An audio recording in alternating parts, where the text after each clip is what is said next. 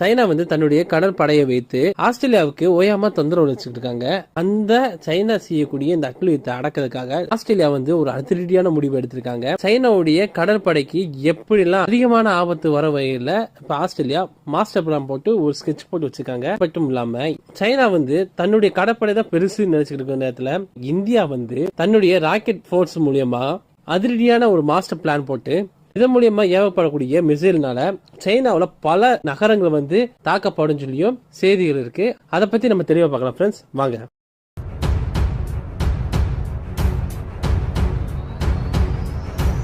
அனைவருக்கும் வணக்கம். Welcome to Tamilesa. Dear friends, நீங்க இப்பதான் எங்களுடைய வீடியோ பாக்குறீங்கன்னா லைக் பட்டனையும் சப்ஸ்கிரைப் பட்டனையும் அழுத்துங்க. தங்களுடைய கருத்துக்களை தெரிவிக்க கமெண்ட் பாக்ஸ்ல பதிவிடுங்க. நம்ம சேனலை இன்னைக்கு தான் முதல் சப்ஸ்கிரைப் பண்ணி இந்த வீடியோ பாக்குறீங்கன்னா கமெண்ட் செக்ஷன்ல டாட் வச்சு கமெண்ட் பண்ணுங்க. அதே மாதிரி இல்லங்க நீங்க ரெகுலரா போடுற எல்லா வீடியோவும் நாங்க தினந்தோறும் பாக்குறோம் என சொல்லுறவங்களா நீங்க இருந்தீங்கன்னா கமெண்ட் பாக்ஸ்ல ஹாய் போடுங்க. நீங்க கமெண்ட் செக்ஷன்ல போய் போடுற ஒவ்வொரு கமெண்ட்டும் ஆதரவாக இருந்து ரெகுலரா நாங்க சிறப்பாக வீடியோ போட உத்வேகமாக இருக்கும். வாங்க வீடியோக்குள்ள போகலாம்.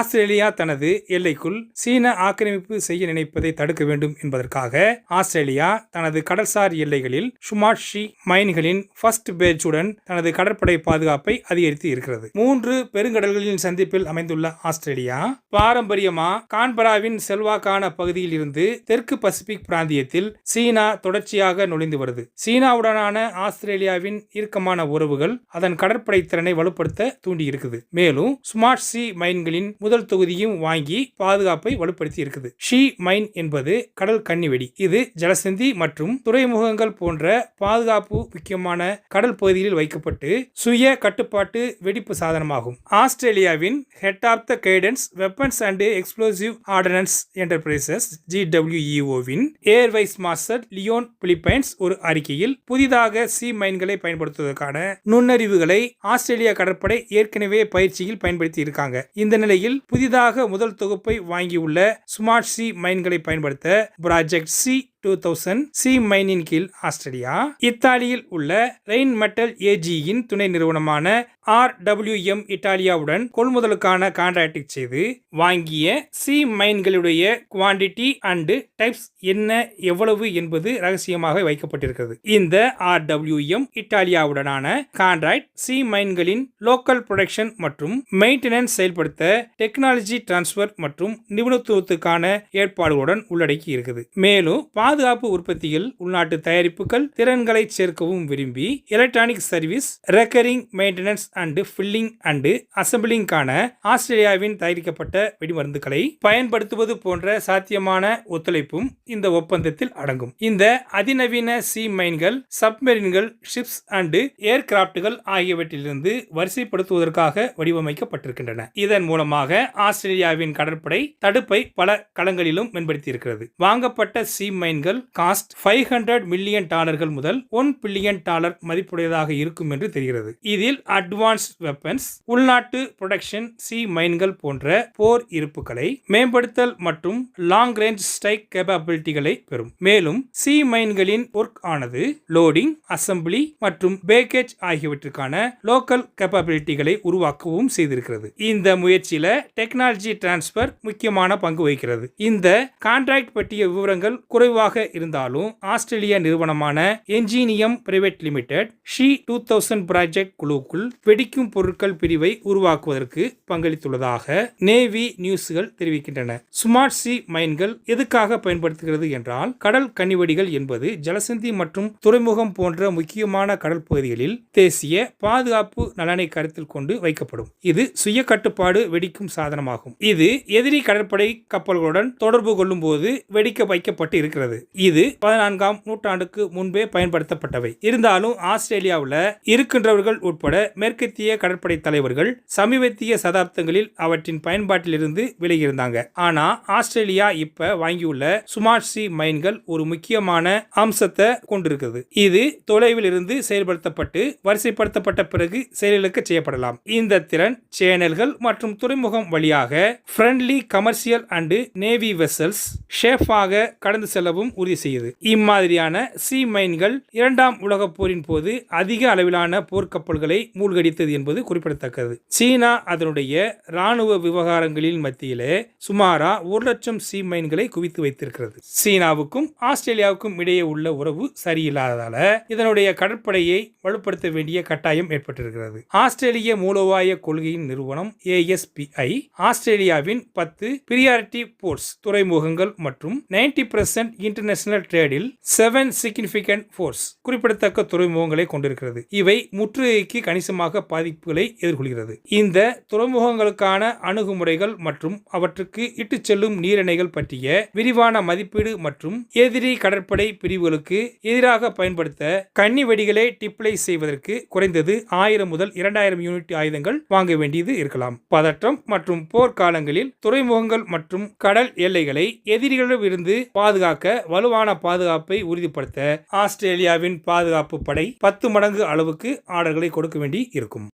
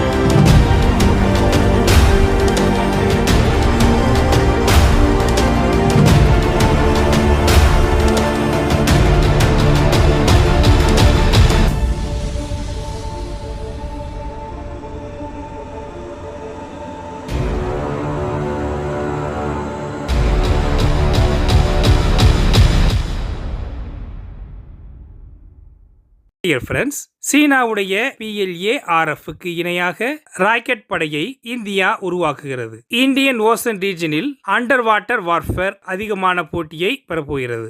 ஏர் இண்டிபெண்டன்ட் ப்ரொபல்ஷன் சப்மெரின்களுக்கு பாகிஸ்தான் ஹீல் லீட் பண்ண சில நாட்களுக்கு பிறகு வரக்கூடிய காலங்களில் 500 கிலோமீட்டர் ரேஞ்சுடைய சப்மெரின்களில் இருந்து லான்ச் பண்ணக்கூடிய குரூஸ் மிசைல் டெஸ்டை நடத்த நம்ம இந்தியா அனௌன்ஸ் பண்ணி இருக்குது. அதன்படி இந்தியாவின் submarine launched cruise missile missile SLCM program Indian ocean ரீஜன்ல சீனாவின் வளர்ந்து வரும் கடற்படை ஆக்கிரமிப்பு முயற்சி மற்றும் மிசைல் டெக்னாலஜியில் பாகிஸ்தானின் முன்னேற்றம் போன்ற ஸ்ட்ராட்டஜிக் போர்ஸ்களால் இந்த ராக்கெட் போர்ஸை இந்தியா உருவாக்க இருக்கிறது. SLCMகள் நம் நாட்டின் லேண்ட் பேஸ்டு ராக்கெட் போர்ஸ் நிலம் சார்ந்த ராக்கெட் படையை வலுப்படுத்த பயன்பாட்டில் உள்ள சி பேஸ்டு எலிமெண்ட்ஸை கடல் அடிப்படையிலான உறுப்பை சேர்க்கும். முதலில் முன்னாள் chief of defence staff general Bipin Rawat அவர்களின் கருத்தின்படி Indian rocket force establishment theatre கமாண்ட்ஸ்களின் ரன்னிங்கை பொறுத்தது. அப்படி மிசைல் ப்ராஜெக்ட் 751 கீழ் கட்டப்படும் சப்மெரின்களில் டிப்ளை பண்ணப்படும். இந்த ப்ராஜெக்டில் பணிபுரிய ஜெர்மனியின் டைசன் குரூப் AG மற்றும் ஸ்பானிஷ் நாவண்டியா ஆகியவை போட்டி போடுகின்றன. இந்தியா தனது SLCM இன் ரேஞ்சை ஃபைனலா 800 கிலோமீட்டராக இன்க்ரீஸ் பண்ண பிளான் பண்ணி இருக்குது. இது ஷாங்காய், ஷாங்சோ, வென்ஜோ, ஃபுஜோ மற்றும் டியாமன் போன்ற சீனாவின் பரந்த நிலப்பகுதியில் உள்ள முக்கிய நகரங்கள் உட்பட இதனுடைய ரேஞ்சுக்குள் கவர் ஆகும். SLCMகள் இந்தியாவின் ஸ்ட்ராட்டஜிக் டிஃபென்ஸ் கேப்பபிலிட்டியில் ஒரு பார்ட்டாகவே இருக்கு. இவை ஃபைனலா ஒரு ராக்கெட் போர்ஸை உருவாக்க விரும்புது. 23/2/2023 SLCM இன் ட்ரையல் நடத்தப்பட்டது. அப்ப அதனுடைய ரேஞ்ச் ஆனது 402 இருந்தது. இது நேவல் வெசல்களை குறிவைக்கும் நோக்கத்தில் land attack cruise missile LACM மற்றும் ஆன்டிஷிப் க்ரூஸ் மிசைல் ASCM ஆகிய இரு வகைகள் இருக்கு. சீனாவின் லேண்ட் பேஸ்டு பேலஸ்டிக் மிசைல்களை கண்ட்ரோல் பண்ணும். நியூக்ளியர் அண்டு மரபுவழி மிசைல்களை கண்ட்ரோல் பண்ணும். சீன மக்கள் விடுதலை ராணுவத்தின் ராக்கெட் படை PLARF இனை போலவே அதன் உள்நாட்டு SLCMகள் மற்றும் short and medium range ballistic மிசைல்கள் மூலம் இந்தியா தொடர்பு கொள்ளாத போர்த்திறனை நோக்கி செயல்பட்டு வருகிறது. PLARF ஆனது 40 ஃப்ரிகேட்களை கொண்டிருக்கிறது.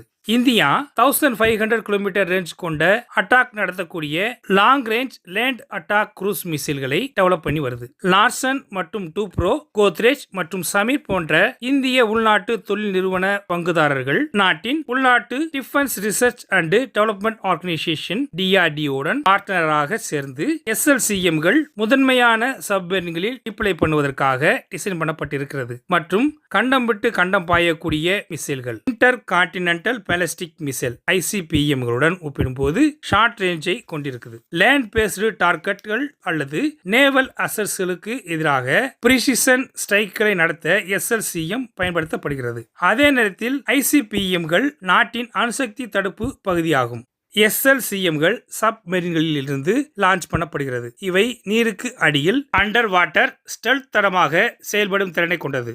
இது கண்டறிதல் மற்றும் முன்கூட்டிய தாக்குதல்களுக்கு ஈஸியாக பயன்படுத்தப்படுகின்றன.